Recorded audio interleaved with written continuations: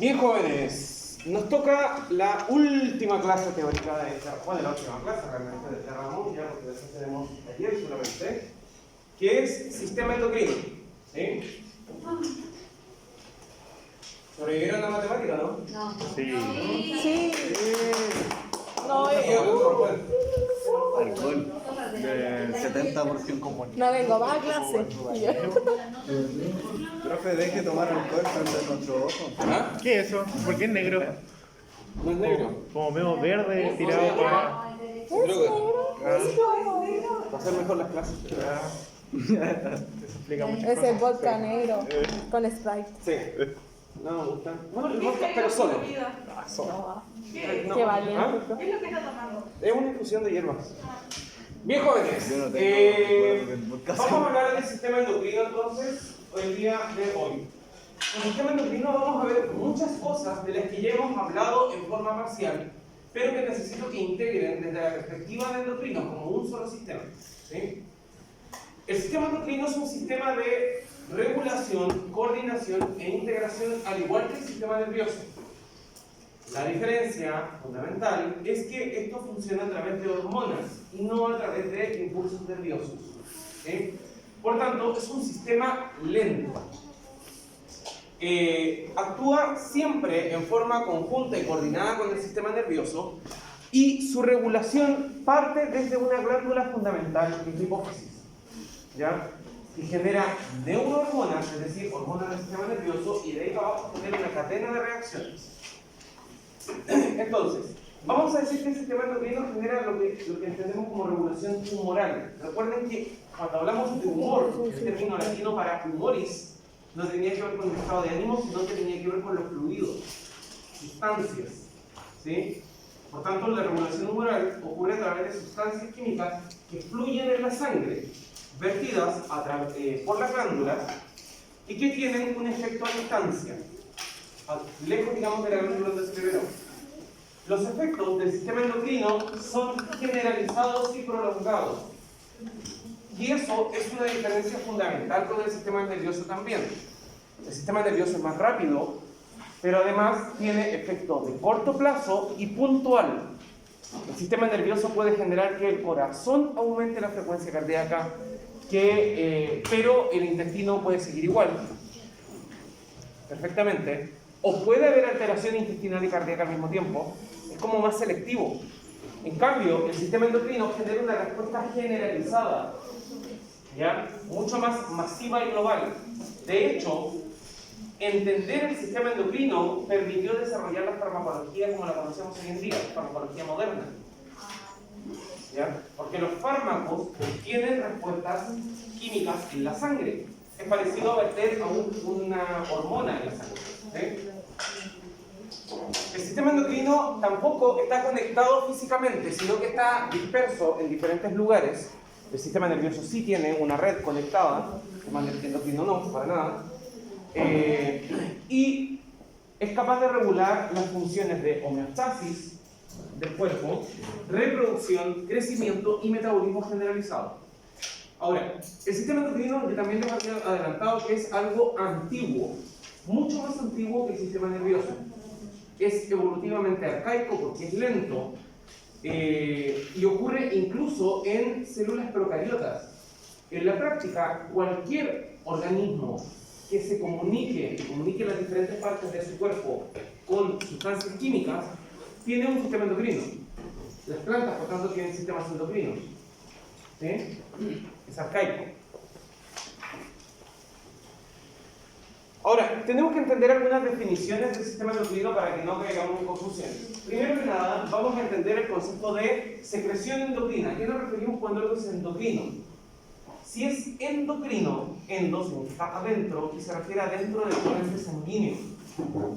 Para que algo sea efectivamente endocrino, debe liberarse al torrente sanguíneo y circular a través de la sangre. ¿Ya? Y para que funcione, debe tener receptores muy específicos. Tenemos las secreciones paracrinas. Los neurotransmisores son secreciones paracrinas, no endocrinas, porque actúan en las células o en los órganos que están inmediatamente al lado. Se llaman paracrina, de paralelo, están juntitos. ¿sí?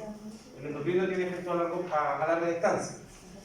Y finalmente, tenemos las secreciones exocrinas, que son aquellas que se vierten a un conducto de un órgano no vascular. Generalmente llamamos exocrinas aquellas que se vierten al sistema digestivo. Por ejemplo, la saliva, por ejemplo, los jugos gástricos, son secreciones exocrinas. Generalmente las secreciones exocrinas tienen poco efecto sobre otros órganos. El efecto sobre otros órganos es débil. ¿Ya? Ahora, ¿qué va a ser entonces un órgano endocrino? Va a ser un órgano de tejido epitelial, característicamente es epitelio, es un epitelio especializado capaz de verter su secreción al torrente sanguíneo. Pero además existen órganos que no son endocrinos, pero tienen tejido endocrino. Eso se va al final de la clase, pero es algo muy raro, muy poco conocido, que órganos como los huesos, por ejemplo, pueden secretar hormonas. Órganos que no son endocrinos tienen lugares, zonas endocrinas, capaces entonces de secretar hormonas y que conforman lo que entendemos como un sistema endocrino difuso. ¿Ya? Ahora, la hormona, como tal, es un mediador químico, una sustancia química capaz de generar reacciones celulares. Este concepto necesito, por favor, que traten de retenerlo en su mente hasta el próximo semestre, cuando retomemos cuando tocamos farmacología, particularmente cuando veamos farmacocinética y farmacodinámica. Va a ser súper importante. Tanto los receptores y los ligandos, de lo que hablamos del nervioso, como el concepto de la respuesta con receptores específicos que tienen que ver con las hormonas. ¿Ya? Cuando una sustancia química, como es una hormona, entra en contacto con la célula, genera una cadena de reacciones químicas. Por eso, nosotros podemos entender que el neurotransmisor también es parecido a una hormona, porque también es una sustancia química que entra en contacto con otra célula y genera una serie de reacciones químicas mediante un receptor. La diferencia está en que ahí es paracrino, es desde la neurona a la neurona, tan cerquita, o de la neurona al músculo, que era la placa motora, tan cerquita. La sustancia endocrina está lejos, tiene el efecto a largo plazo, ¿ya? Pero también genera una respuesta celular. Y la otra diferencia fundamental es que los neurotransmisores generan solo un tipo de respuesta en la célula. Todos los neurotransmisores solo generan un tipo de respuesta, que es repetir la misma señal. Que la siguiente neurona genere una carga eléctrica y libere el mismo neurotransmisor para el otro lado. En cambio, las hormonas pueden causar una serie de reacciones más complejas. ¿Ya? La célula a la cual va a ser objetivo, vamos a llamarle célula diana. El concepto de diana no viene del nombre diana, sino que de en arquería, cuando usted tiene una cuestión para disparar, eso se llama diana. ¿Ya? Y es porque donde hay que apuntar, básicamente, donde hay que llegar.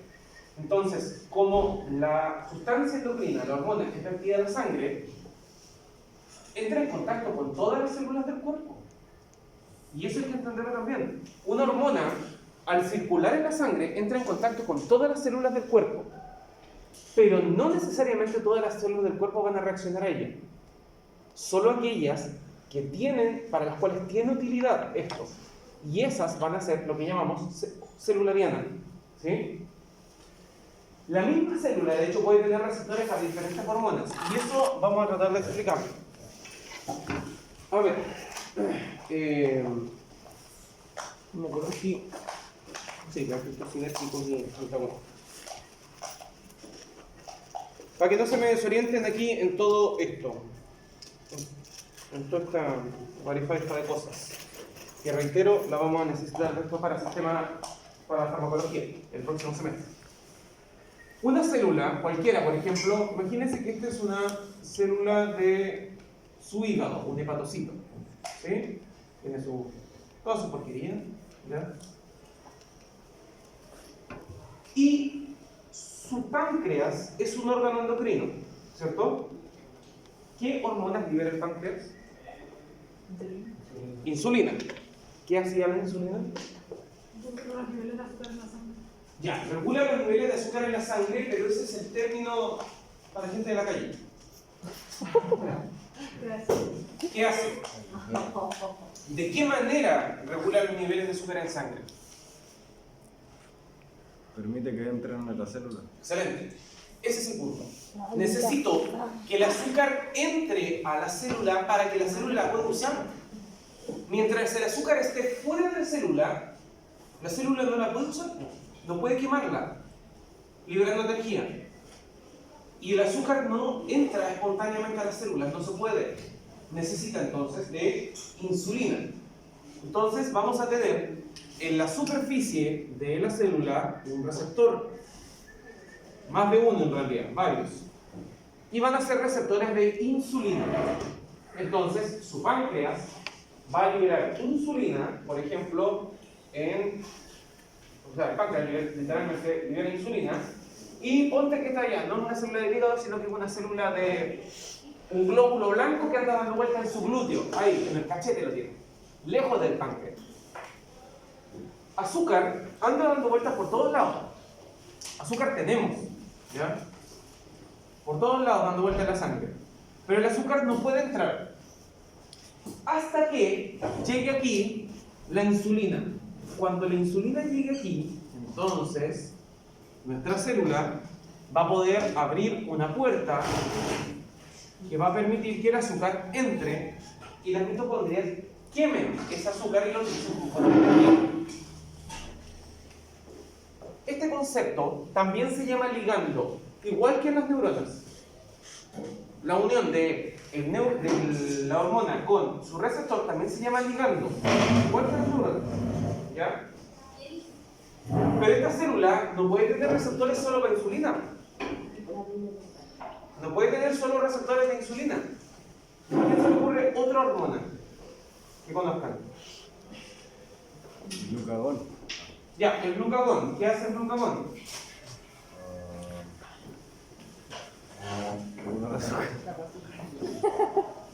El glucagón aumenta los niveles de azúcar en sangre, ¿ya? Y eso lo hace sacando azúcar de las reservas. El glóbulo blanco que anda dando vuelta en tu cachete no tiene azúcar de reserva. No es una célula de reserva. Así que esa célula no va a tener receptores para el glucagón. ¿Qué otra hormona se les ocurre que puedan conocer? Hormonas. A varios yo creo que en algún momento le han tomado exámenes de hormonas, así que algo deben cachar. ¿Ah? La hemoglobina es, acuérdense, es la molécula de la sangre que retiene la... No me acuerdo. ¿Alguna hormona? Progesterona. Sí, pero es demasiado específica. Testosterona. Testosterona, ya no tiene mucho efecto sobre el glóbulo blanco. A ver, pero pensemos en una célula que sea sensible al mismo tiempo a la insulina y a la testosterona. Una célula muscular tendría que ser una célula larga, en este caso. ¿Ya? Tendría que ser una célula larga, no redonda. Ya, pensemos que en vez de entonces de que sea un glóbulo blanco en su nalga, es una fibra muscular de su nalga. Esa fibra muscular, esa célula muscular en su cachete, tiene receptores de insulina, pero también tiene receptores de testosterona. ¿Por qué? Porque la testosterona, vamos a hacerlo diferente, ya vamos a hacerlo.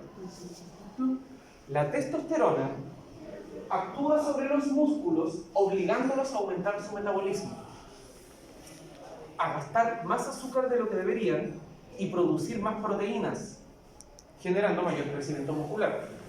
Entonces, cuando los testículos, en el caso de los varones, y la zona cortical del ovario liberen testosterona en las mujeres, entonces la testosterona va a llegar acá, va a encajar y no va a abrir ninguna puerta, sino que lo que va a hacer es decirle a la célula: guacha, tus mitocondrias necesito que quemen más azúcar, tu retículo plasmático rugoso necesito que produzca más proteínas, aumente el metabolismo, necesito que crezcas y seas más activa, porque eso es lo que le hace la testosterona a las células del músculo. Entonces, una misma célula puede tener receptores para diferentes hormonas. Va a depender de la célula, de dónde funcione, de cuál sea su pega, ¿ya? casi nunca las hormonas entran adentro. Entran para adentro, claro, porque no entran para afuera. Salen para arriba, salen para afuera. No soy para arriba y baja para abajo. Casi nunca las hormonas entran a la célula. Generalmente hacen lo mismo que hacían los neurotransmisores. Generar un ligando con el receptor y luego liberarse. La diferencia es que no se recaptan, sino que se destruyen, ¿no? ¿Ya? Son recicladas. Pero adentro tiene que haber una cadena de reacciones, y esa cadena de reacciones, que fue esto, va a ocurrir gracias a otras sustancias adentro. Cuando la testosterona se pegó al receptor de la célula muscular, hizo que acá adentro se liberara una molécula más chiquitita. Y esa molécula más chiquitita es la que va a activar las mitocondrias, el retículo endoplasmático. Ese efecto en cadena adentro es lo que entendemos como segundo mensajero. ¿Sí? Todo esto lo vamos a volver a hablar en fármacos porque hay muchos fármacos que actúan exactamente así. ¿Ya? Y en algunos casos, las glándulas liberan hormonas inmaduras, prohormonas que tienen que terminar de activarse. Ahora, las interacciones, es decir, los efectos que van a tener las hormonas sobre las células son de tres tipos. Vamos a decir que una hormona es sinérgica cuando potencia a otra. Y ahí os puedo dar el ejemplo de la adrenalina. La adrenalina, ya, vamos a hacerle otro tipo de receptor. La adrenalina también actúa sobre las células musculares. ¿Qué le va a hacer a la célula muscular? Disparar violentamente el metabolismo, también igual que la testosterona, pero esta vez en forma muy violenta y agresiva, repentina. Y no va a aumentar la producción de proteínas. Solo va a aumentar la quema de azúcar y producción de ATP. Eso es lo que le va a hacer a la célula muscular. Es decir, poner a la célula en alerta para actividad, porque la adrenalina te prepara para la acción. Bueno, resulta de que la adrenalina tiene una prima, la noradrenalina. Y la noradrenalina va a tener receptores muy parecidos. Suficientemente parecidos, y la molécula también es parecida, para que tengan un efecto sinérgico. Es decir, usted se asusta, libera adrenalina. Está en riesgo su vida, libera adrenalina y noradrenalina. De modo que entre las dos el efecto sea más fuerte. ¿Se entienden? Eso es lo que vamos a entender como efecto sinérgico. Luego tenemos el efecto permisivo. El efecto permisivo es una hormona que activa la sensibilidad de una célula ante otras hormonas o otras moléculas. Por ejemplo, la insulina es una hormona permisiva. Activa la sensibilidad de la célula al azúcar. Permite que esas puertas se abran. ¿Sí? ¿Se entienden? O también permite que la célula detecte otras hormonas. Y finalmente, vamos a tener la acción antagonista. La acción antagonista es la que bloquea a otra hormona. Son cuando una hormona literalmente lucha contra otra. Un ejemplo clásico de una hormona antagonista con otra es los estrógenos con respecto a la testosterona. No puede ser como. O espironolactona. ¿Cómo? Espironolactona. La espironolactona. Espironolactona. La espironolactona es un diurético también, un medicamento. Sí. No es una hormona. Sí, por eso no. Los estrógenos, a nivel, por ejemplo, muscular, actúan en forma antagonista con respecto a la testosterona. Los estrógenos bajan el metabolismo celular del músculo. Entonces, en una mujer, el desarrollo muscular es más difícil, aunque tenga testosterona circulando, porque sus estrógenos tienen un efecto antagonista, luchan con el efecto de la testosterona que tienen. Por eso a la mujer le cuesta más desarrollar musculatura que a un varón. ¿Se entiende? Porque hay un efecto antagonista, de lucha de un efecto con la otra.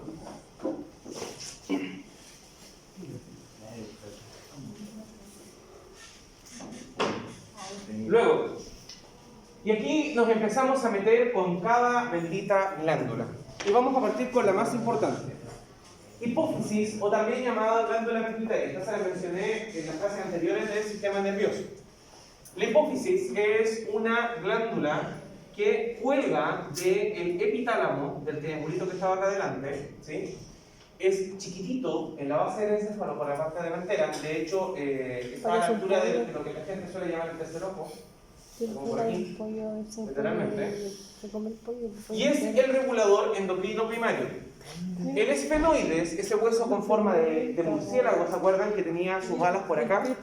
En el centro, tiene como un huevito, un hueco donde se asienta la hipófisis. No. Ese hueco se llama silla turca. Ahí es donde descansa la hipófisis, ¿ya? Hacia arriba está conectada con el hipotálamo, esos dos lados, ¿ya? Y tiene una forma de... Dice forma ovoide, pero se llama realista. La hipófisis, cuando uno la mira de verdad, tiene forma de testículo. Ah, viste, vos decís que era un pollo. Literal. Esa es la realidad. Es bilobulada y los dos lóbulos cuelgan uno al lado del otro. Entonces, literalmente son un par de testículos colgando. ¿Ya? Estáis loca. Ya, mi imaginación. Ahora, estos dos lóbulos corresponden a dos estructuras de la hipófisis que funcionan en conjunto, pero secretan diferentes cosas. El anterior, el testículo de adelante, vamos a llamarlo adenohipófisis. Adeno hace referencia siempre a hormonas, como tal, ¿ya? Y es un tejido epitelial que tiene 5 tipos de células distintos. Y cada célula libera una hormona diferente, que las vamos a ver, ¿ya? Es más grande y parcialmente cubre a la otra. Está más vascularizada, por lo mismo, porque para producir tus propias hormonas necesita más sangre, ¿sí? Y además liberarlas a la sangre. Y depende de los estímulos que vienen de arriba, es decir, de los estímulos del hipotálamo. Y esto explica, bueno, el hipotálamo, ¿se acuerdan que yo les dije en la clase de antes de ayer que equilibraba e interconectaba los dos hemisferios del cerebro, y el hipotálamo estaba conectado con el sistema límbico y el proceso emocional, ¿se acuerdan? Y nosotros nos devolvemos al sistema reproductivo, y yo les dije, mujeres, ¿se han dado cuenta que sus periodos se alteran cuando usted está alterada emocionalmente? Sí. Ya, aquí está la cadena de efectos. El sistema límbico está alrededor del hipotálamo. Si el sistema límbico está alterado, usted anda ansiosa, estresada. El sistema límbico va a tener elevados niveles de adrenalina y noradrenalina, que también es como neurotransmisores. Eso va a tener efectos sobre el hipotálamo. Y el hipotálamo se va a estresar, literalmente. Usted va a andar más sensible a todos los, ¿cómo se llama? O estímulos ambientales, le va a molestar todo. Porque así se pone. Yo ayer. Así se pone. Yo el martes. ¿Y qué va a ocurrir? El hipotálamo va a tener efecto sobre la hipófisis. Y como la hipófisis es la que controla todas las otras glándulas, resulta que sus ovarios ese mes, los picos de progesterona y estrógeno van a ser brutales. Y usted va a tener un periodo, pero y mandar, si ya andaba mal genio antes de su periodo, que es lo que causó todo esto, ahora anda peor. Ahora no hay quien la aguante. O sea, pero, démosle un tarro de Nutella, por favor, con ácido menfenámico revuelto adentro. Ya, Porque hay un efecto en cadena, inevitable. ¿Sí? Y esto también expliqué que nos ocurría a los varones. También dije que nos ocurría a nosotros. Lo que pasa es que nosotros no tenemos un ciclo, por tanto no es tan obvio, pero que tenía que ver con la producción de testosterona. Porque la hipófisis va a ser capaz de controlar a todas las glándulas del cuerpo. Y como está pegada al sistema límbico, entonces se ve afectado todo. Es inevitable. ¿Ya? En la parte posterior vamos a tener la neurohipófisis, es decir, la hipófisis de carácter más nervioso. Esta neurohipófisis también libera hormonas, pero estas hormonas son solo dos, la ADH antidiurética y oxitocina, el más chiquitito, y no las produce, sino que son secretados en el hipotálamo. Es decir, en el triangulito que estaba ahí antes. Entonces, lo secretan en la práctica, la oxitocina y la antidiurética, neuronas. Porque hacia arriba no hay tejido epitelial, solo hay tejido nervioso, hay neuronas. hay neuronas especializadas en ese sector que van a estar liberando oxitocina. Y si ustedes se acuerdan, yo les dije que la oxitocina era al mismo tiempo una hormona y un neurotransmisor. La oxitocina tenía el efecto de generar la sensación de enamoramiento en el cerebro, ¿se acuerdan? Causado por neuronas. Y la ADH, que es la antidiurética, ¿ya? Que va a regular el ciclo renina, angiotensina, aldosterona. Esa porquería que vive el sistema renal, esa asquerosidad, está regulada desde acá. Entonces, la hipófisis en la práctica regula todo. Ahora, veamos el resumen un cuadro resumen de todas las hormonas producidas por la hipófisis. Primero, vamos a ver las 5 producidas por la ADN hipófisis. Tenemos la adenocorticotiro hormona, que en realidad está en inglés, por eso está al revés, hormona adenocorticotirotrópica, que lo que hace básicamente es estimular la corteza suprarrenal, es decir, la glándula que tenemos encima de los riñones, favoreciendo la producción de cortisol y otras hormonas relacionadas. Esta hormona lo que hace es controlar la suprarrenal. La TSH, clásico que se toma en los exámenes de sangre cuando ustedes se sospechan problemas de tiroides. ¿Qué hace la TSH? Controlar la tiroides para que produzca más o menos hormona tiroides. Dígame. El hipotiroidismo es el que tiene que ver con el sistema digestivo. Tiene que ver con el sistema endocrino también. La tiroides está aquí. Pero el hipotiroidismo. El hipotiroidismo, hipo significa menos, tiroidismo es función de la tiroides, por tanto es función disminuida de la tiroides. Tiene que ver con el sistema digestivo. Yo el otro, profe, sí, pero nada. Y hipertiroidismo. De hecho, lo vamos a ver de ahí cuando hablemos de la tiroides. Ya lo voy a aclarar, ahí vamos a hablar de la tiroides. Ya vamos para allá. ¿Ya? Pero no tiene que ver con el sistema digestivo, tiene que ver con el metabolismo. Ya vamos a explicar cuál es la función de la hormona tiroides. ¿Pero afecta en el popo? ¿Ah? ¿Afecta en el popo? ¿Qué? ¿En el popo? ¿En la caca?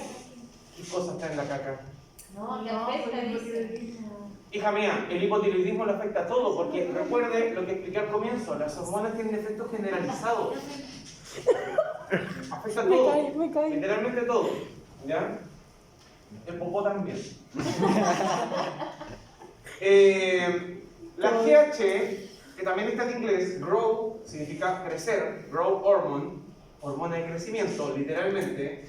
La hormona de crecimiento actúa sobre todas las células y se encarga de regular el crecimiento celular. ¿Sí? ¿Se acuerdan que en la clase anterior les dije que el sistema parasimpático regulaba el crecimiento de las células? Bueno, lo hace a través de la hormona de crecimiento. ¿Ya? Entonces, obliga a que las células crezcan y produzcan o aumenten sus niveles de azúcar adentro. La FSH o Follicular Stimulant Hormone, hormona folículo estimulante básicamente, se encarga de regular en las mujeres la función ovárica. Controla los ovarios. La prolactina controla las glándulas mamarias y otros órganos sexuales secundarios. La luteinizante controla tanto en hombres como mujeres las gonadas, porque la luteinizante también tiene efectos sobre los testículos. O sea, en la práctica, estas hormonas controlan todo el cuerpo. Literal, desde aquí se controla todo el cuerpo a nivel hormonal. ¿Ya?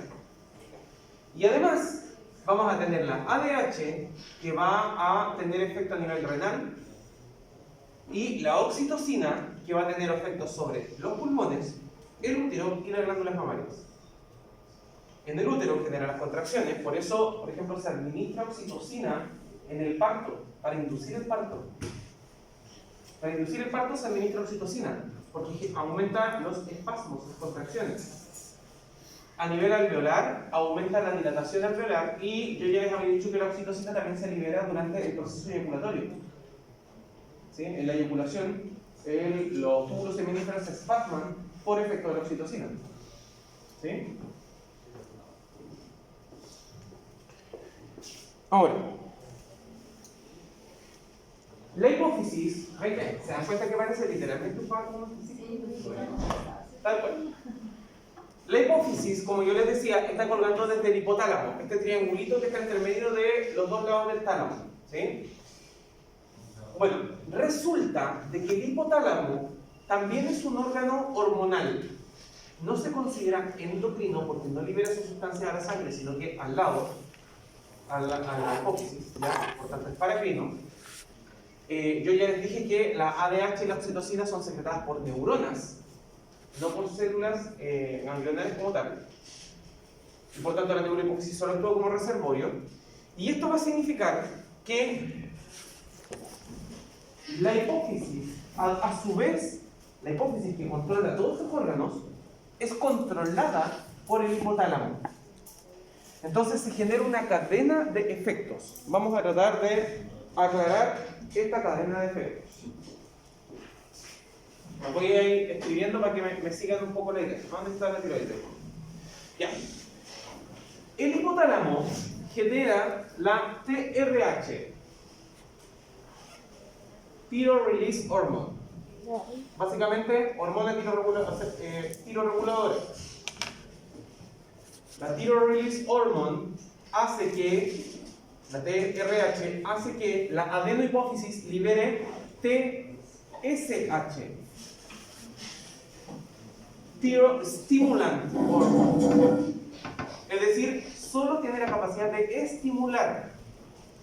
Y a su vez, esto tiene efectos sobre la tiroide y la hace liberar hormonas T3 y T4.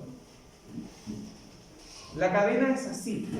Parte siempre en el hipotálamo y genera una hormona reguladora. Esta hormona reguladora es liberada hacia la hipófisis y la hipófisis libera su hormona de control del órgano.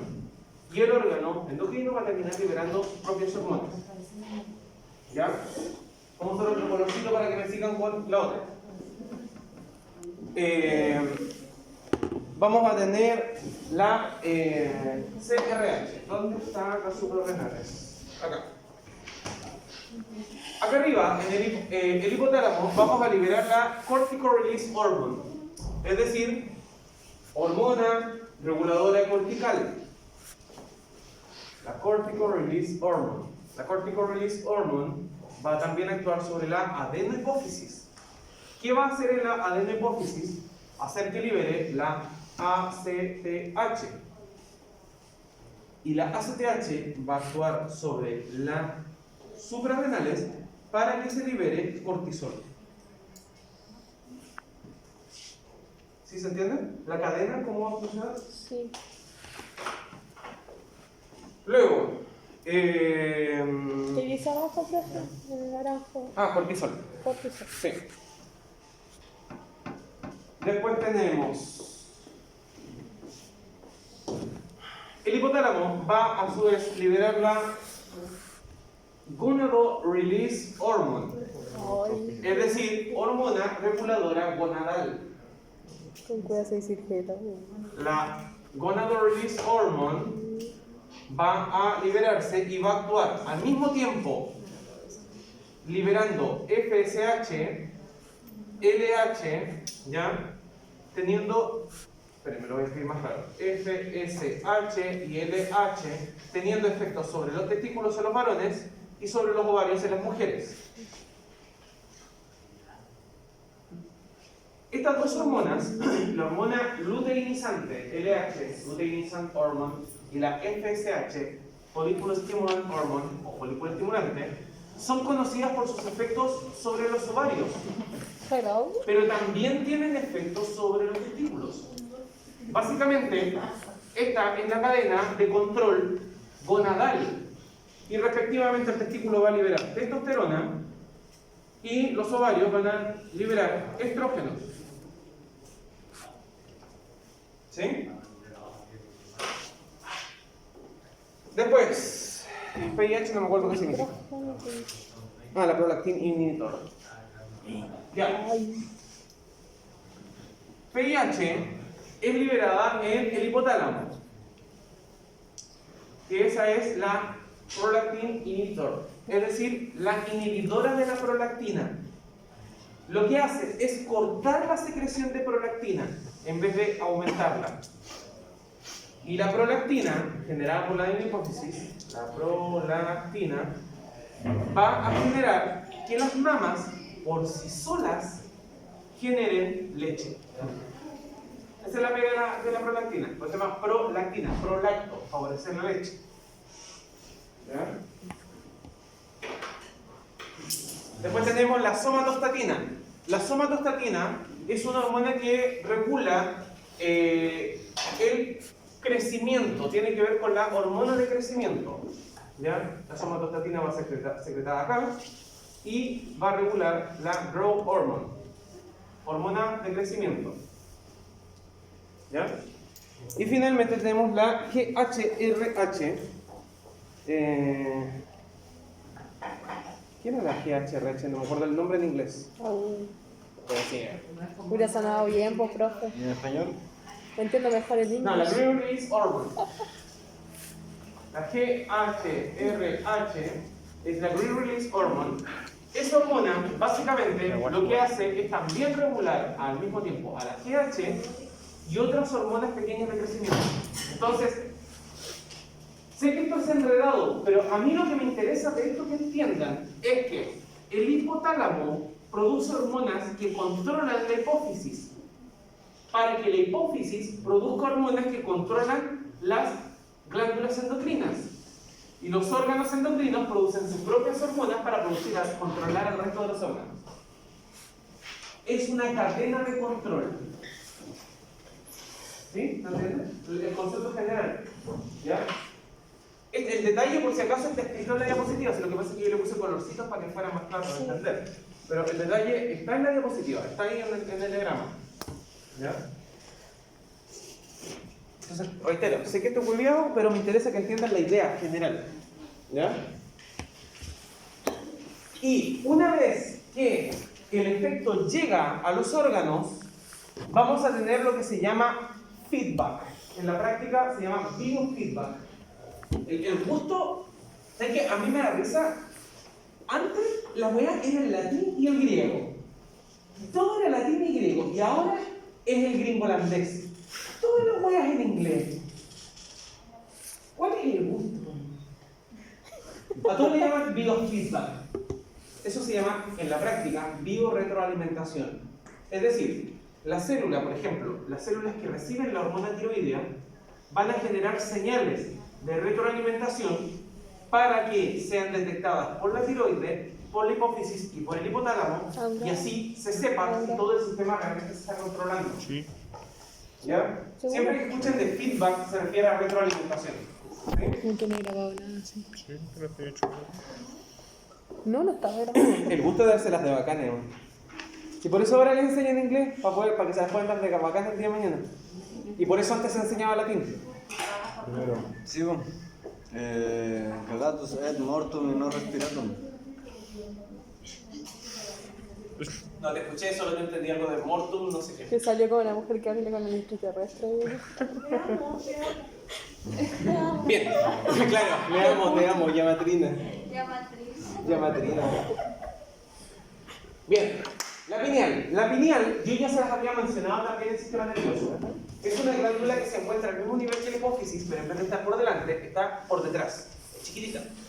Es piniforme, literalmente como la forma de una piña, de una semilla de pino, ¿ya? Con punta. Está conectado a la comisura posterior del tálamo. Es un órgano neurosecretor que tiene tejido epitelial sin neuronas. En el tiempo acumula calcificaciones, y esto es un dato bien curioso porque esto implica de que a largo plazo la pineal se puede calcificar obstruyéndose por completo en algunas personas, perdiendo función, lo cual genera alteraciones de sueño muy severas. Acuérdense que la pineal genera melatonina, y la melatonina regula el ciclo circadiano, y también puede causar tumores pineales. Y esos son súper difíciles de operar, ¿ya? Son muy chiquititos. Entonces, acá se produce melatonina, está relacionada con el hipotálamo, pero no se sabe cómo. Y aquí nos metemos en ambientes muy raros. A ver, necesito que paralizar el giratiempo del tálamo. Quédese de lado, por favor. Ya. Nosotros tenemos el tálamo y acá atrás está la pineal. La pineal, lo que la ciencia sabe a completamente certeza es que se encarga de regular los ciclos circadianos a través de la melatonina dentro del cerebro. Es decir, se supone que sus funciones son solo cerebrales. Acá adelante está la hipófisis, el testiculillo, ¿sí? Que se encarga de controlar todo el bendito sistema hormonal y por tanto todo el cuerpo conectado al hipotálamo. Entre medio de ambas y entre medio del tálamo y la pineal está un puente que llamamos cuerpo calloso.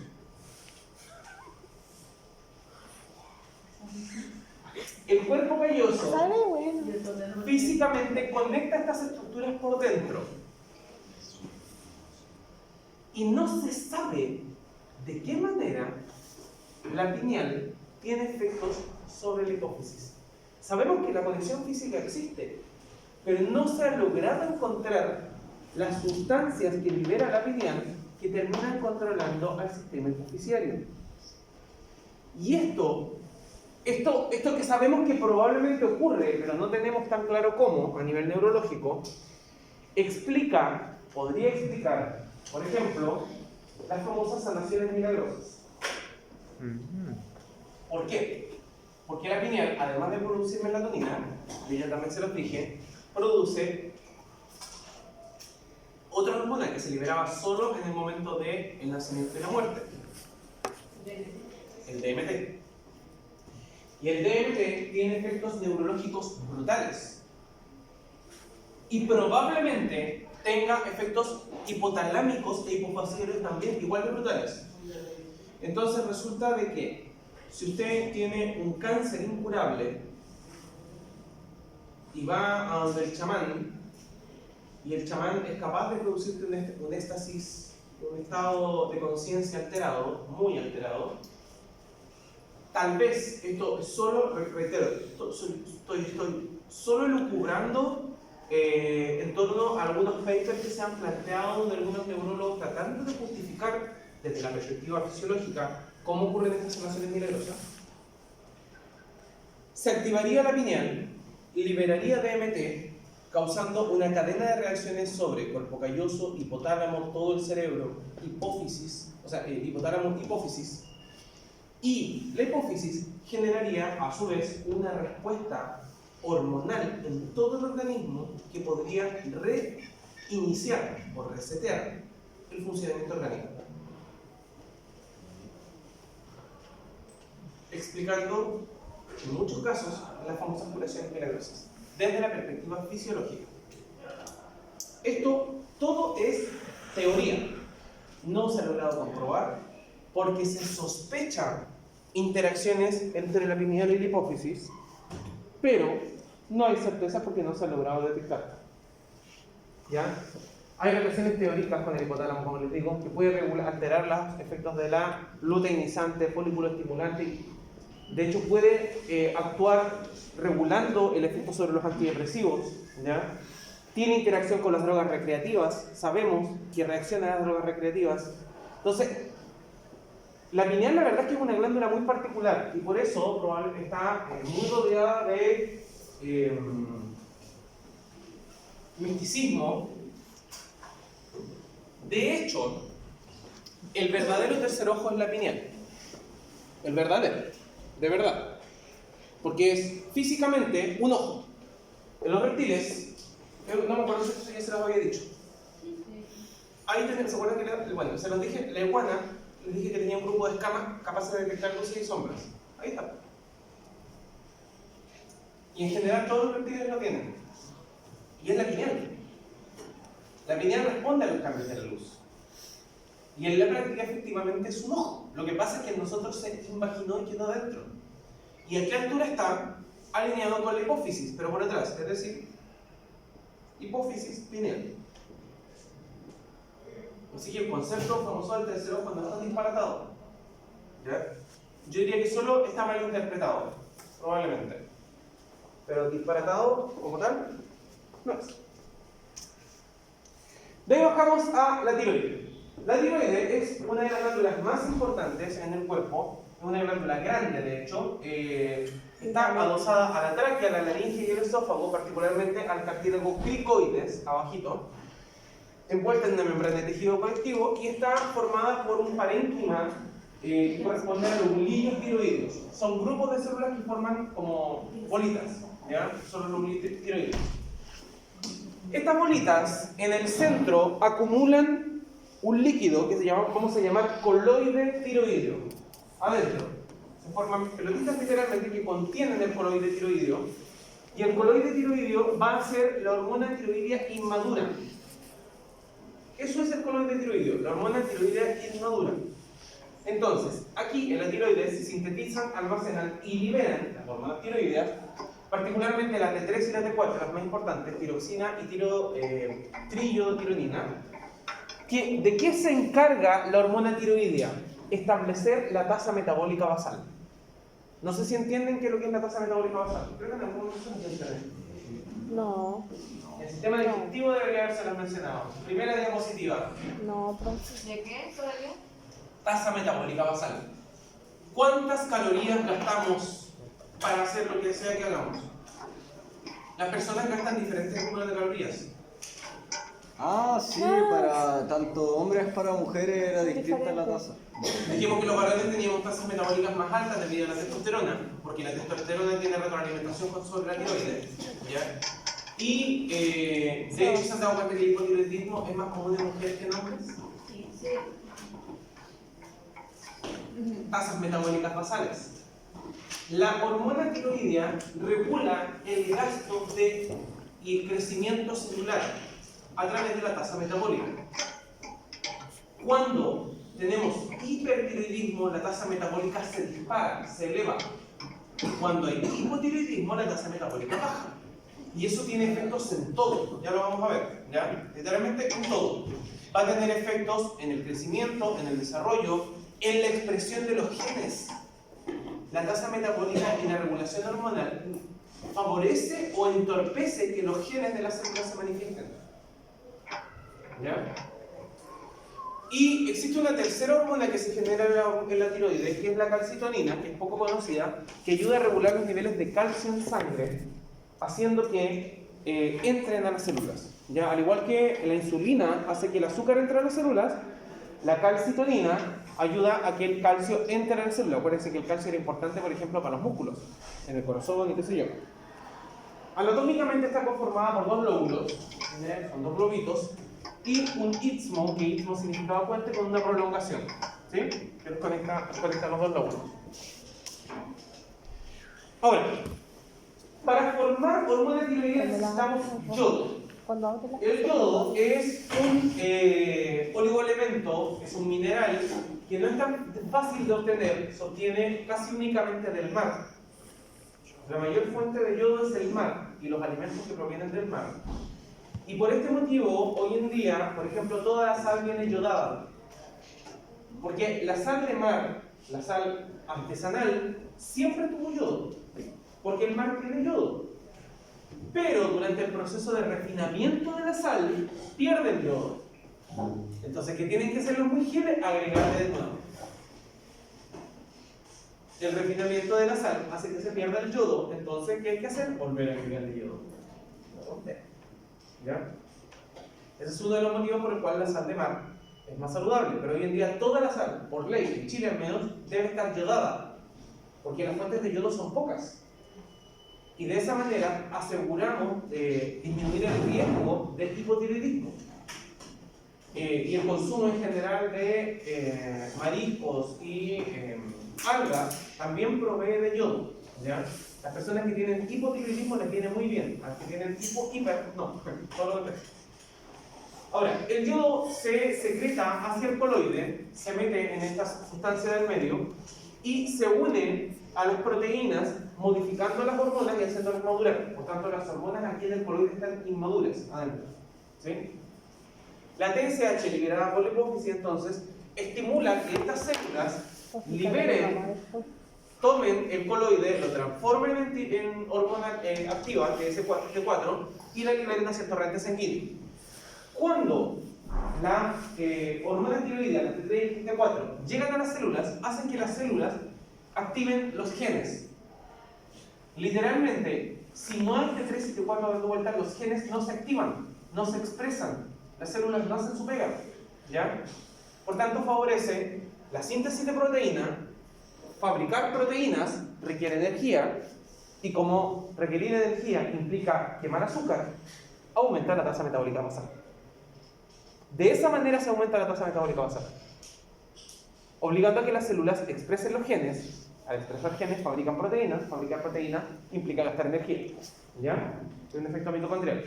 Y hace que los tejidos maduren también. Por este motivo, las hormonas tiroideas son súper importantes en los recién nacidos y se les toma a todas las guaguas que nacen recién los niveles de hormona tiroidea. Si una guagua tiene niveles de hormona tiroidea muy bajos, esa guagua puede tener retraso no solo cerebral, no solo retraso mental, retraso de todo. Si a esa guagua no se le regulan los niveles tiroideos, esa guagua que nace con niveles de tiroide bajos, lo que va a ocurrir es que esa guagua va a quedar chica, huesos blandos y cerebro sin desarrollo. Tú naciste bien entonces. ¿Sí? Por eso es muy importante. Y por eso también se le controlan mucho los niveles tiroideos a las mujeres embarazadas. Por eso. ¿Ya? Porque si la mujer está embarazada y tiene hipotiroidismo, es súper importante que se tome su tirox. ¿Ya? Finalmente vamos a tener la calcitonina. La calcitonina es liberada por células C, que son células anexas a los lobulillos, más por los pelitos. Se encargan de la calcitonina se encarga de activar de bloquear a los osteoclastos. Acuérdense que los osteoclastos en los huesos generaban la resorción ósea, aumentando los niveles de calcio en sangre, bloquean eso y además favorecen que el calcio entre a las células. Entonces, en total, hace que disminuya la calcemia, disminuye los niveles de calcio en sangre. La enfermedad tiroidea entonces va a tener dos formas: hipertiroidismo e hipotiroidismo. ¿De qué manera se van a manifestar? El hipotiroidismo va a ser siempre una disminución de la tasa metabólica. ¿Qué vamos a tener? Crecimiento disminuido. La persona va a estar lenta, le va a costar hacer las cosas, va a tener poca energía, se va a cagar de frío todo el tiempo porque al tener tasas metabólicas más bajas, libera menos calor, vive carga de frío. La piel se le reseca fácilmente, se le resquebraja mucho. Lo mismo con el pelo, le va a pasar lo mismo también. Va a sudar muy poco, sus glándulas no van a actuar mucho, entonces va a sudar muy poco, o puede que simplemente no sude. Va a tener pulsos bajos, presiones arteriales bajas también. El intestino va a actuar lento y por eso el popó se estanca. Vamos a tener estreñimiento y además aumento de peso, porque se quema poca energía, entonces se reserva mucho. Las mujeres con hipotiroidismo siempre tienen obesidad y casi que no lo pueden evitar, ¿cachai? Cuando eso, no, que como hay, Me pasa todo eso, pero no. puede que su hipotiroidismo no esté afectando a las células adiposas. No sé. ¿Ya? Y los reflejos están enlentecidos, acuérdense el tema de los reflejos, responden menos, tienen conductas más bien bajoneadas y medias apáticas, y por supuesto al tomar los niveles en sangre, la T4 va a estar disminuyendo. ¿Ya? En el hipertiroidismo pasa todo lo contrario, vamos a tener un crecimiento acelerado, les va a costar dormir, van a ser más hiperactivos. Típico de estas personas con hipertiroidismo son gente más nocturna, suelen tener intolerancia al calor, no aguantan el calor para nada, en absoluto. La piel es normal, la sudoración es excesiva, tienden a ser taquicárdicos e hipertensos, el intestino se mueve rápido, tienen un tránsito bastante rápido y pesos bajos, bajan mucho de peso las personas con hipertiroidismo. Los reflejos son lentos, acelerados, tienden a ser personas ansiosas, saltonas, y los niveles de T4 en sangre van a estar aumentados. Y tienen un rasgo extra que no está acá, que es el bóceo. Es decir, acá una pelota. Se encuentran con que la tiroides está hiperdesarrollada. Eso es el típico hipertiroidismo. Estos rasgos, por si acaso, no son por sí solos criterios sin los niveles de hormona en sangre, no podemos hablar de hipertiroidismo o hipotiroidismo, solo se puede sospechar. Porque todos tenemos tasas metabólicas variables. Yo soy una persona de una tasa metabólica alta.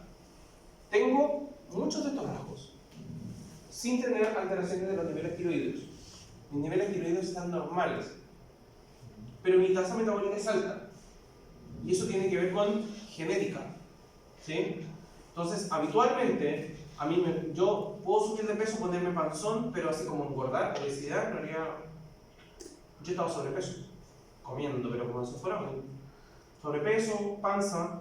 Tengo una genética que hace que tienda a tener un metabolismo más alto y más hiperventilado, y tengo un carácter fuerte, ¿cachai? Me cuesta dormir, soy súper bueno para sudar, o sea, si salgo a carretera tengo que llevar polera de cambio, literal. Sería carretera y tengo que llevar una polera de cambio. ¿Ya? Esa hueá es dibujar. Trapearle. Literal, ¿cachai? Sin embargo, mi función cardíaca anda bastante bien, no soy ni taquicárdico ni hipertenso. Y eso es porque, precisamente, tengo un metabolismo elevado sin tener hipertiroidismo. ¿Sí? Entonces, también hay personas que tienen metabolismos bajos sin tener hipotiroidismo. ¿Ya? Ojo con eso. Para que no lleguen a confundirme. Por los costados de la tiroide, en la parte de atrás, vamos a encontrar dos bolitas por cada lado que se llaman paratiroides. Son glándulas anexas a la tiroide, planitas con forma de una lenteja. Normalmente hay 2 en cada lóbulo y se encargan de producir la paratohormona. La paratohormona hace lo contrario de la calcitonina, es decir, aumenta los niveles de calcio en sangre, ¿ya? Activando particularmente la vitamina D. Y esta es muy importante porque la vitamina D favorece la fijación del hueso, del calcio en el hueso, y también la liberación, todo el ciclo del calcio. Por eso es súper importante la vitamina D para la regulación de los niveles de calcio, ¿ya? Y está regulado con las paratohormonas. Además, favorece que se absorba bien el calcio en el intestino y el fosfato. Entonces, efectos antagonistas vamos a tener el calcitrol, la calcitonina, perdón, y la paratohormona. Después tenemos las suprarrenales. Las suprarrenales eran estas glándulas triangulares o piramidales que están encima de los riñones, que están por detrás del peritoneo, tienen forma triangular o piramidal si se quiere. En la práctica actúan como si fueran dos tipos de glándulas distintas, la corteza y la médula.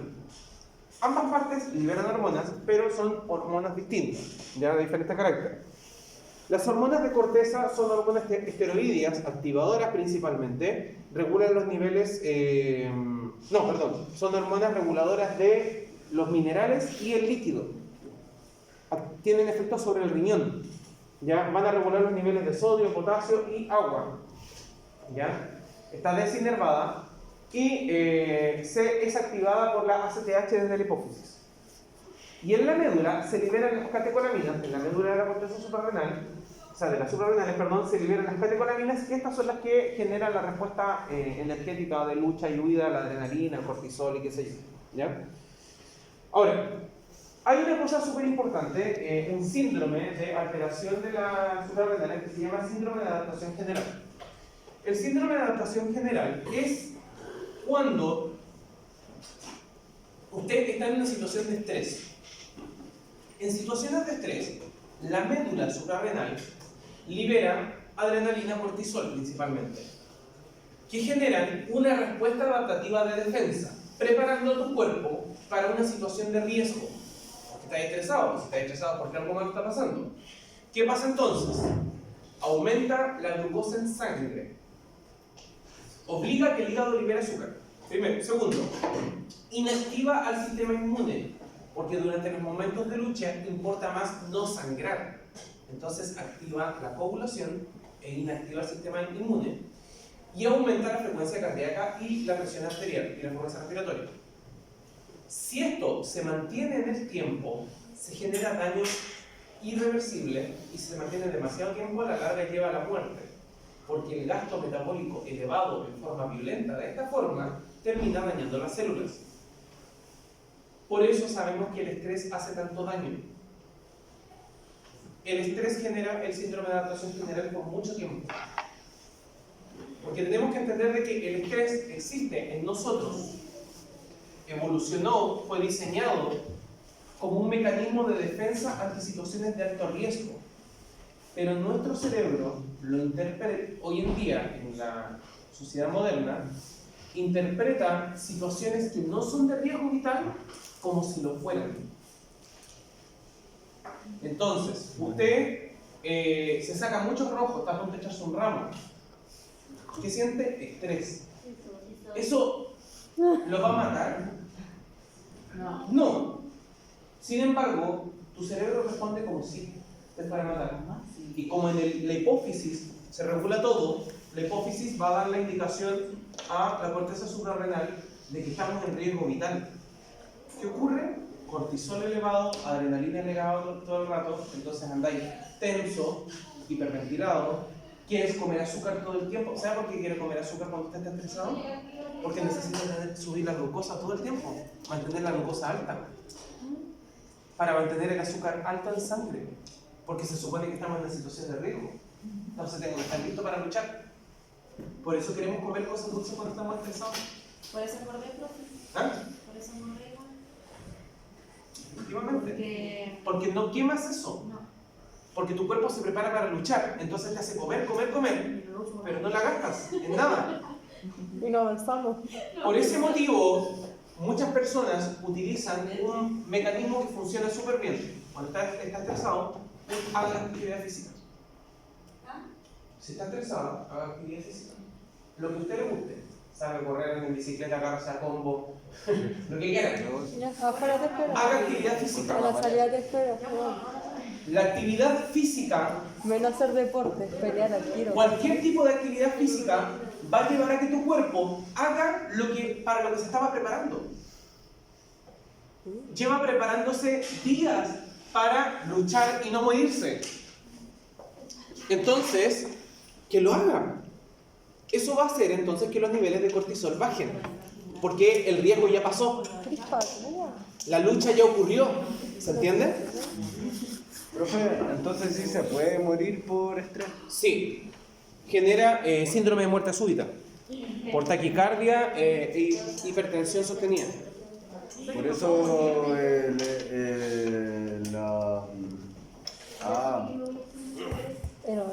no sé cuánto de... no me acuerdo.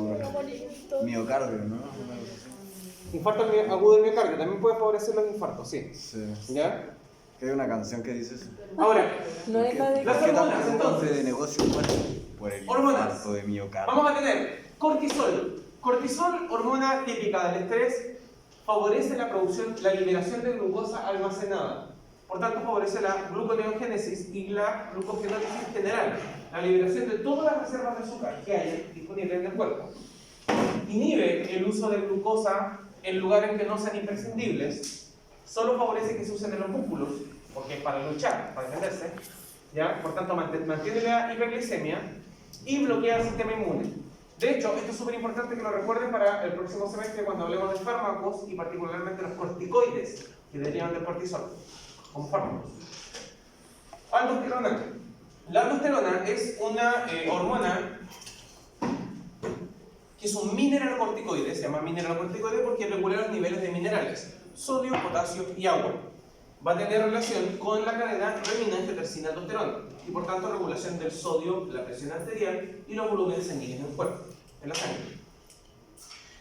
Dehidroepiandrosterona. Esto es un andrógeno no muy conocido relacionado con la testosterona. Es un intermediario entre la producción de testosterona y estrógeno. ¿Se acuerdan que yo les dije que la testosterona y el estrógeno se podían convertir entre sí? Bueno, con esta molécula, al entrar en contacto con la testosterona o con los estrógenos respectivamente, se produce la transformación. ¿Ya? Adrenalina y noradrenalina, ambas hermanas básicamente, muy parecidas, generan el estado de lucha, aumentando la frecuencia cardíaca, la presión arterial, la tasa metabólica, dilatan los vasos sanguíneos y aumenta más la gluconeogénesis, aumentando más todavía la glicemia en sangre. Páncreas. Ya hemos hablado un montón del páncreas del sistema digestivo. Páncreas es una glándula que se encarga de producir hormonas, sustancias tanto endocrinas como exocrinas. son los islotes de Langerhans, los que producen las sustancias endocrinas, que hay mayor cantidad en la cola. Regulan los niveles de glucosa en sangre, pero particularmente lo hacen a nivel celular, haciendo que la glucosa entre a la célula, por eso baja el nivel de glucosa, la insulina, o se libere glucosa almacenada a través del glucagón. ¿Ya? Va a depender del estado basal, las variaciones del estado basal de una persona. La disponibilidad de glucosa varía durante el día, porque hay horas en que come más, horas en que come menos, horas en que no come, y por tanto se libera más glucosa o más, más insulina o más glucagón según el momento del día. ¿Ya? Y estas variaciones de las hormonas pancreáticas hacen que su azúcar se mantenga estable todo el tiempo. ¿Sí? La hiperglicemia termina generando daño a largo plazo porque empieza a acumularse fuera de las células en vez de entrar, dañando a la célula. El azúcar le sirve mucho a la célula si logra entrar. Si no entra, la daña. Al quedarse afuera, la daña, la mata, porque se deposita en la membrana. ¿Ya? Pero más grave es la hipoglicemia. La hiperglicemia es grave cuando se te sube el azúcar. La hipoglicemia puede llegar a ser mortal, porque sin azúcar las células no funcionan, ninguna, incluidas las células cardíacas y cerebrales. ¿Ya? Y tiene inervación del sistema nervioso simpático y parasimpático. Ya hemos hablado también de insulina y glucagón. La insulina nosotros ya dijimos que era la hormona fundamental para que entre el azúcar a las células y sea utilizada, por tanto baja la glucosa en sangre. ¿Ya? Mientras más insulina se secrete, menos glucosa vamos a tener disponible. Si usted come mucho, se libera más insulina. Pero vamos a tener también otros factores que pueden favorecer la liberación de insulina. El aumento de potasio también favorece la liberación de insulina porque la insulina interactúa con el potasio, lo que se llaman canales potasio-insulina. Por ese motivo, muchos pacientes que tienen hipercalemia, es decir, con potasio elevado, se manejan con insulina para regular el potasio. ¿Ya? Las hormonas hiperglicemiantes, como las GH, las hormonas tiroides, todas las que aumentan el metabolismo, pueden hacer que aumente o disminuya los niveles de insulina. Y la estimulación vagal en relación con el sistema digestivo y con las fases cefálicas. Y ahí la recomendación con respecto a si usted tiene tendencia o antecedentes familiares de diabetes. Cuidado con los endulzantes. Los endulzantes imitan el sabor del azúcar, ¿sí?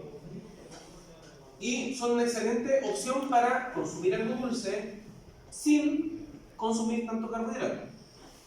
Pero si usted consume solo endulzante en el momento y nada de carbohidrato, por ejemplo, usted al desayuno no comís pan y se te ocurre tomarte un café con sucralosa, con stevia, y es todo lo que comes, nada más, se activa lo que se llama fase cefálica de la insulina.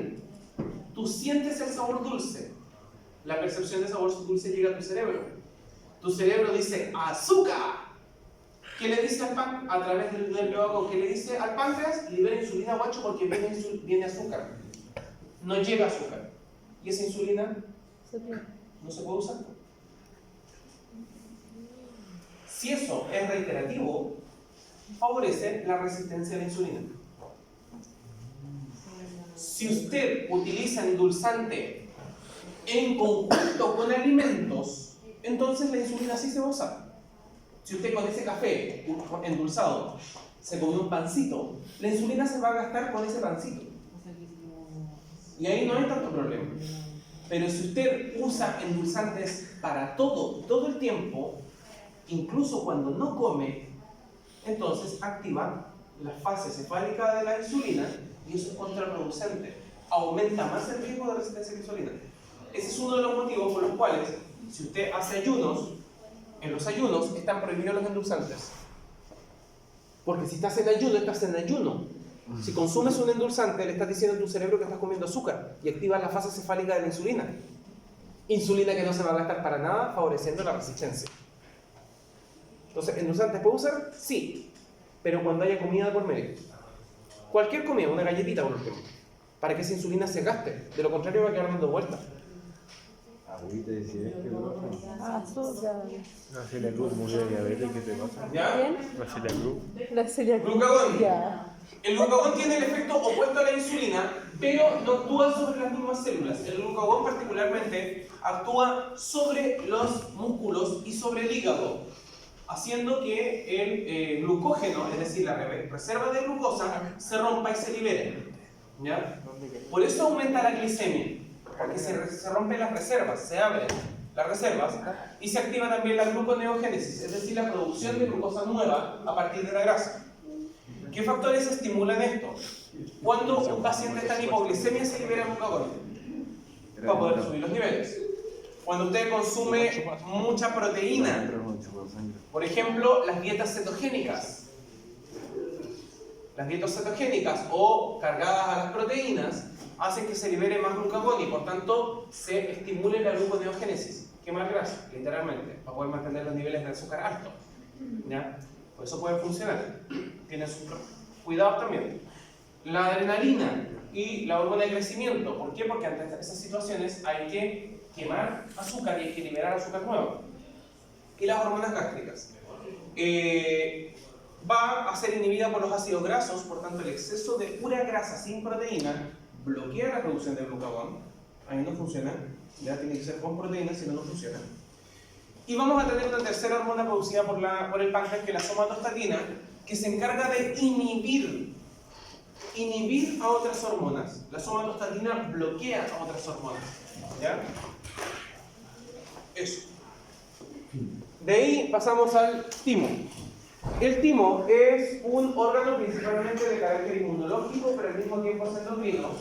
Este órgano inmunoendocrino está más activo en la infancia y la juventud.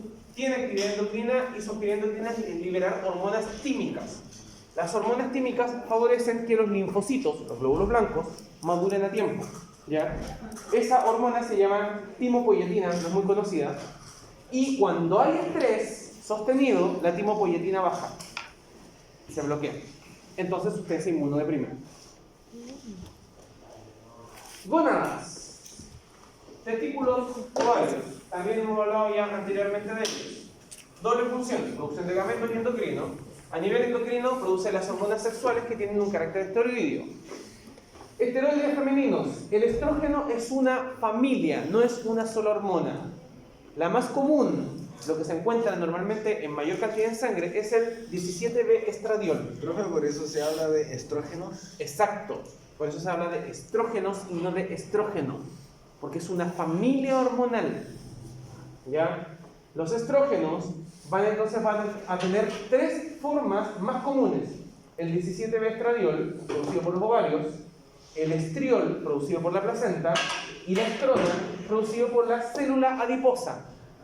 Este es el estrógeno producido por la grasa, que explicaba lo que yo les había dicho anteriormente, los varones que se feminizan debido a la obesidad.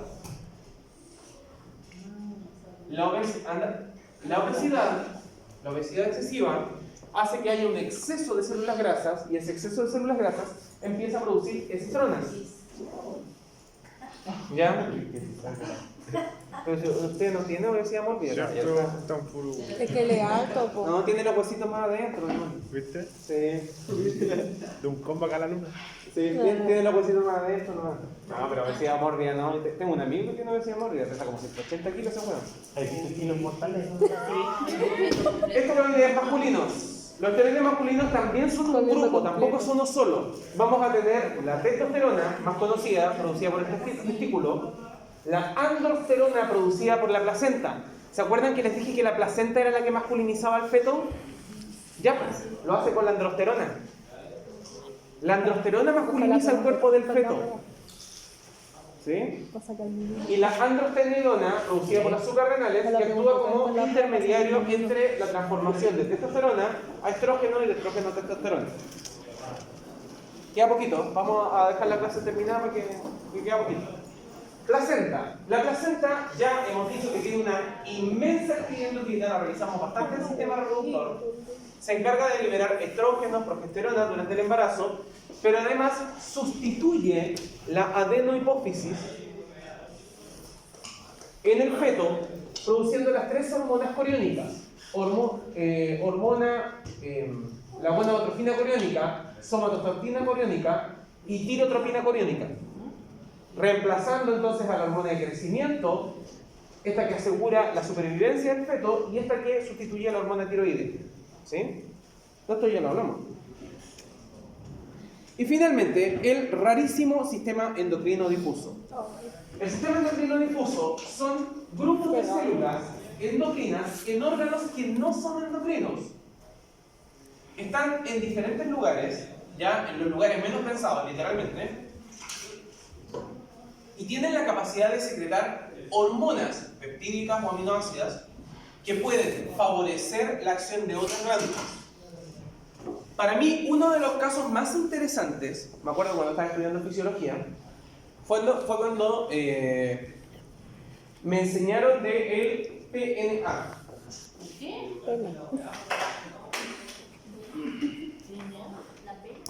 La pena. ¿La pena? Ah, Péptido natriurético auricular. Resulta que el corazón es capaz de regular la diuresis. Es capaz de controlar a los riñones. y la cara.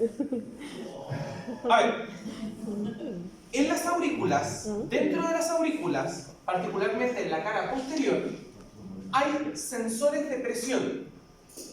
Cuando la presión está demasiado alta en las aurículas, acuérdense que las aurículas es por donde entra la sangre, sobre todo la aurícula derecha, viene la sangre del cuerpo, significa que tenemos sobrecarga de volumen, no estamos orinando suficiente. Normalmente eso lo va a regular la cadena renina-angiotensina-aldosterona, pero si no es suficiente, va a generar lo que se llama insuficiencia cardíaca congestiva, que es una enfermedad. El corazón se ve sobrecargado y empieza a dejar de funcionar. Entonces el corazón se protege, trata de compensarlo. ¿Cómo lo hace? En ese fondo de la aurícula hay un grupo de células que no son miocárdicas, son células endocrinas, y liberan el péptido natriurético auricular. Se libera a la sangre, es bombeado hacia los riñones y obliga a que los riñones orinen más de lo que habría generado incluso la cadena renina-angiotensina-aldosterona. Por ese motivo, los pacientes con daño cardíaco, con insuficiencia cardíaca, en las primeras fases son súper meones. Cuando ya no pueden compensar, ya deja de funcionar. ¿Ya? También, en los cuerpos paraaórticos, a los lados de la aorta, ¿ya? Vamos a tener dos grupos celulares como del tamaño de una lenteja que son capaces de sustituir a las suprarrenales. Actúan como si fueran las suprarrenales en el feto, porque las suprarrenales todavía no están maduras. ¿Cómo se llama? Los riñones se demoran mucho en madurar en el feto. Como están inmaduros, son secretados acá y ahí se producen catecolaminas directamente en la aorta. Los alvéolos son capaces de detectar la hipertensión pulmonar, la sobrecarga de presión dentro de los pulmones. Y la hipertensión pulmonar generalmente es debido a hipertensión circulatoria de la sangre. ¿Qué liberan los alvéolos entonces? Serotonina. Yo les dije que la serotonina tiene un efecto muy distinto en los vasos sanguíneos del que tiene en el cerebro. En los vasos sanguíneos la serotonina genera vasoconstricción. Entonces, ¿qué va a pasar? Va a llegar menos sangre, disminuye la presión alveolar, disminuye la hipertensión. Y finalmente, los huesos tienen osteocalcina. La osteocalcina es una hormona también liberada que ayuda a regular los niveles de glicemia y lípidos que entran al hueso, aumentando el azúcar para que el hueso pueda crecer bien, o aumentando los niveles de grasa que entran al hueso para desarrollar la médula ósea. Entonces, hay lugares en el cuerpo que liberan hormonas que son totalmente inesperados, ¿sí? Y eso es lo que entendemos como sistema endocrino difuso. Bien, criaturillas, hemos terminado por hoy.